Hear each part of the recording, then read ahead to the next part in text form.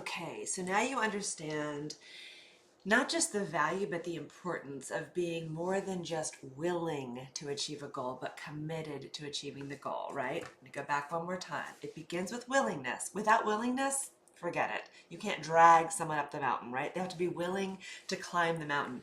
But then as it gets a little difficult, as it gets a little uncomfortable, it is their commitment, not their willingness, that is going to get them to the top of the mountain. And as I mentioned in the previous video, it's not just a one-time commitment. It is a daily commitment, an ongoing commitment. I like to think about that with lots of things in my life. I wasn't just committed on the day that I got married to be married to my husband. I recommit every day to be married to my husband. And I don't look at things as just one and done, right? If I'm going to be taking care of my body, I'm going to commit to that every single day. If I'm going to be in a relationship, a friendship. And I don't mean that it always has to be super overt, but I do want to have a thought, a mindset of commitment and not think that it's just on default, but it's an active thing. Committing to me is an active verb. Okay, let's talk about how this plays out in the model. If you're unfamiliar with the model, you can go to, I think it's in Bite Size Coaching. I talked to you about the model. But basically, it's a way to decode anything that's happening in your life.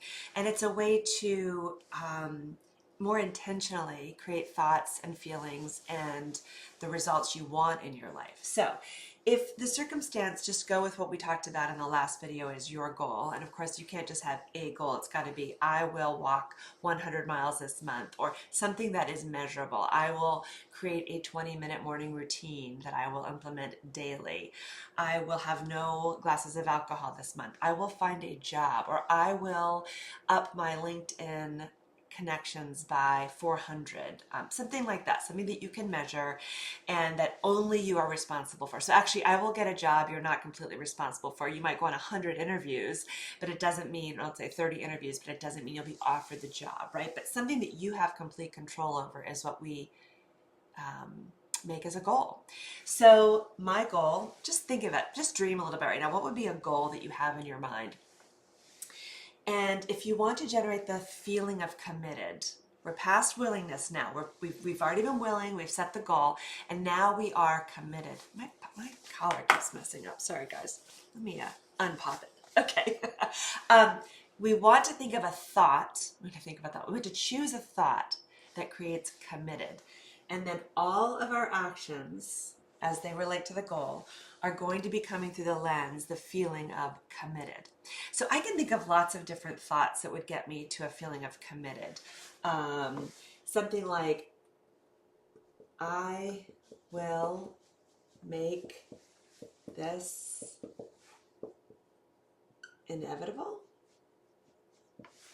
Really lands for me. I will make this inevitable. This is as good as done.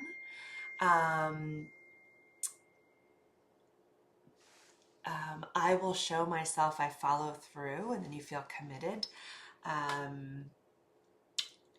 30 days is no time. I can do anything for 30 days. Do you see like what you might be thinking that would make you not be wishy-washy, not willing, committed, right? And then from a place of committed, let's say I will make this inevitable, this achievement. I will make this goal, achievement inevitable is really, I guess, what I'm saying here. This goal, achievement. And notice I said I didn't say this will be a breeze or this goal is possible, because that's kind of that's not, trying to not use psych terms. That's letting things be more external than internal. Like there's something called an internal locus of control, and when you focus on what you can do, what you can create, it empowers you more to follow through and to stay committed. So from a place of committed with my goal, I will make this goal inevitable. I will be committed. I will dismiss excuses. I will recommit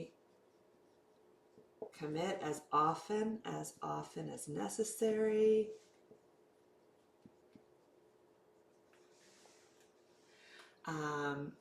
I will not negotiate with myself.